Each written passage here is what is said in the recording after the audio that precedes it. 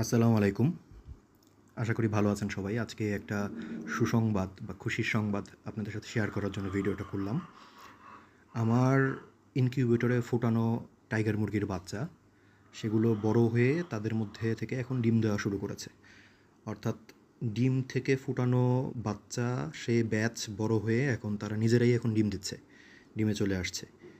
এবং এটা আজকে সেই ব্যাচের প্রথম ডিম।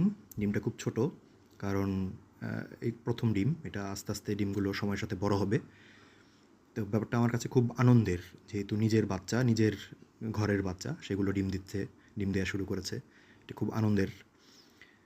এটা আমি আশা করব এই মুরগিটার থেকে ২০ ডিম পাওয়া যাবে, কারণ হচ্ছে এটার সাথে মোরগ দেওয়া ছিল, একটা খাঁচায় একটা মোরগের সাথে একটা মুরগি দেওয়া ছিল। আশা করা যাচ্ছে যে এটা ২০ ডিম হবে। তো ইনশাল্লাহ দেখা যাক। আপনারা সবাই ভালো থাকবেন, দোয়া করবেন। আসসালামু আলাইকুম।